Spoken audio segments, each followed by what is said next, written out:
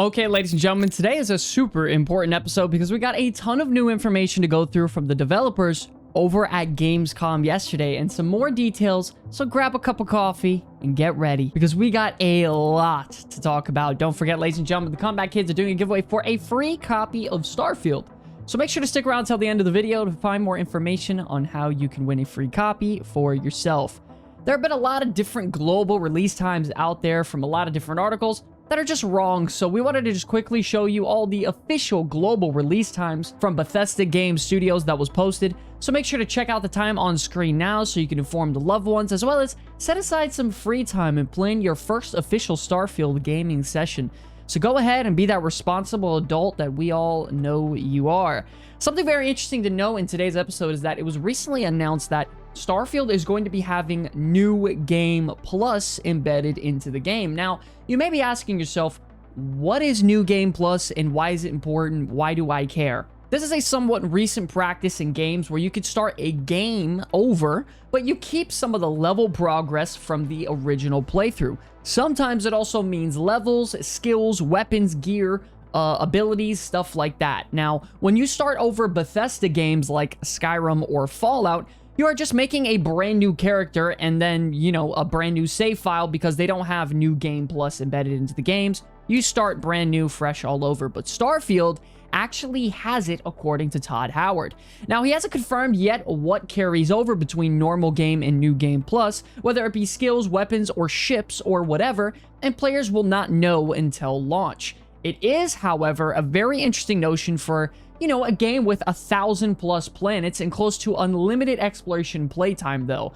This would bridge the gap between wanting to replay something you liked, but also not throwing away all the progress as you do so. We often see New Game Plus modes patched into games after release if they don't launch, if they actually didn't launch with one, so it's a pretty in-demand feature in today's gaming fashion.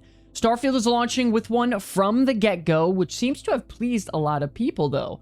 We'll see if Todd has anything more to say about it before launch, but great news so far. Now, moving on to today's big headline, the big interview with Pete Hines over at Gamescom. This interview was absolutely packed with so much information and big confirmations, so we're gonna have to break it down for you piece by piece a little bit. First up, Pete was asked about mods being implemented inside of Starfield, and his response was that there's definitely going to be mods like they stated before. If you played Skyrim or Fallout 4, it's going to work a lot like that.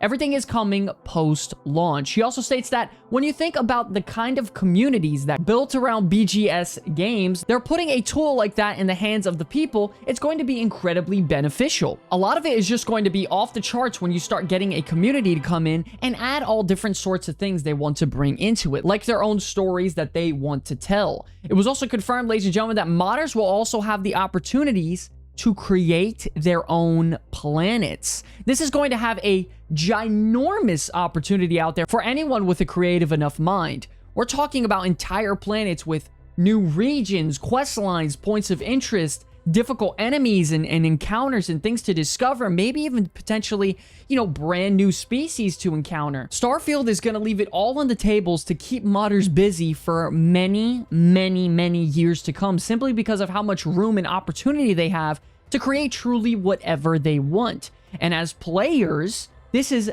nothing but great news. This means we get endless content over and over from people who play and enjoy the game themselves, and on top of it, we're going to get downloadable content from Bethesda adding on to the main game as a whole. So this is absolutely fantastic news for us as players and a very, very big win.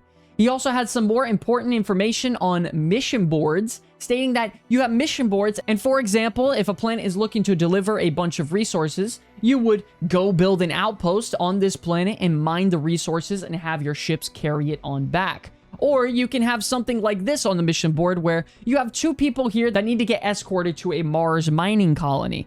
He even brought up the wild example of how he accepted that quest and totally forgot that those people were even on his ship and he was supposed to be transporting them. This is important, ladies and gentlemen, because he's giving us examples of mission board quests that are going to be more than just doing simple, tedious tasks or grinds. These mission board quests can lead you on adventures that you didn't even know you were going to be going on. Like, let's say, for example, I'm going to build these outposts on a new planet for this mission board quest. And then I encounter an enemy base full of pirates, and maybe someone inside that base needs escorting out of the base to get free. In very simple terms, ladies and gentlemen, what I'm trying to say is that this game is going to be incredibly deep in terms of the content on the go questing. You may need to head to a planet for one reason and end up leaving doing something completely different than you had no idea or intending to get yourself into. And honestly, I think that's so important in a single player game because you're always on your toes, always guessing what's coming next, constantly being surprised on what the next big adventure is going to be. You may be smuggling crates one minute, but then end up on an incredible journey with your crew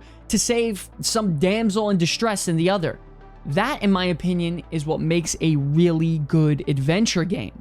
Not knowing what's coming next. To even reinforce this, he brought up emergent encounters inside of space, stating, "You're used to being in Skyrim and walking around and random encounters like a bandit jumps out at you and there's just a little bit of a combat situation.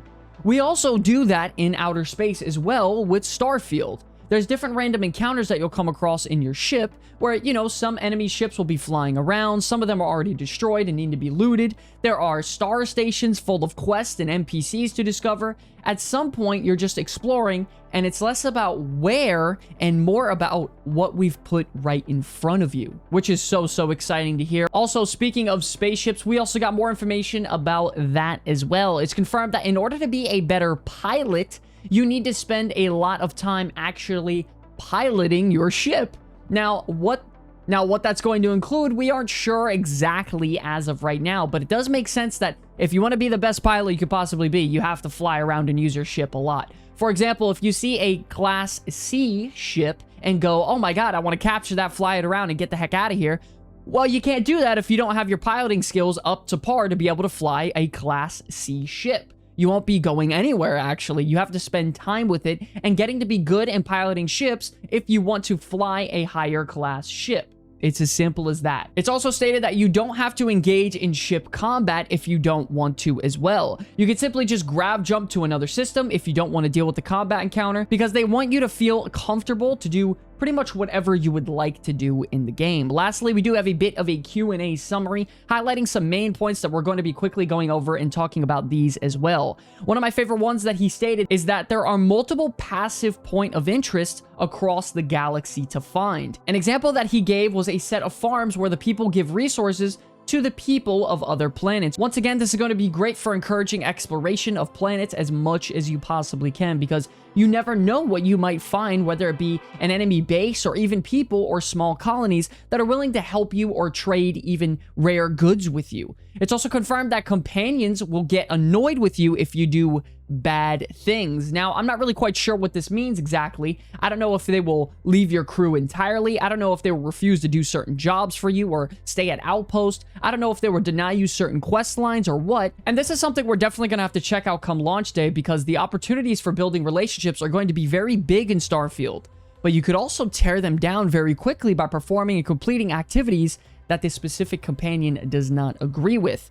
Combat diversity also looks like it's going to be incredibly flexible, as they stated that weapon mods combined with certain skills are really diverse, saying how he felt like Iron Man at one point in the game, which I'm really excited to check out personally for myself. He personally also says that he has no clue of how long it would take to 100% the entire game, because even after 150 hours, he isn't even slightly close. And I think as a single-player RPG, you know, Bethesda game, this is exactly what I want to hear. I want to go on this endless journey and just completely lose myself in my character and my playthrough and in this universe. Lastly, he states that he thinks there is no level cap and that people on PC who have played the game have said performance is very smooth. But my, oh my, ladies and gentlemen, that is most of the news and statements to go through and break down in that interview. If you want to check out the link to this exact interview, you can go check it out in the description below, and we also have the time link there, so you can just skip straight to it also. We are less than 6 days away, ladies and gentlemen. I want to thank you all so much for supporting the channel the last couple of weeks. What are you most excited for when it comes to Starfield? Is it the exploring, the spaceships, the crew, or just the idea of a complete single-player game like this one? Let us know in the comment section below, as we would love to talk with you all. If you guys are interested in seeing some more Starfield content, don't forget to consider subscribing. And also, back to that giveaway, the Comeback Kids are doing a giveaway for a free copy of Starfield. So if you all are interested, please visit the link in the description below to find out more details on how you could win that. But okay, ladies and gentlemen, that's going to be all from me today. I want to thank you all so much for the love and support. It's an absolute pleasure to be making content for you all. Until the very end, my name is Sky from the Comeback Kids. I will see you all in the next one. Peace.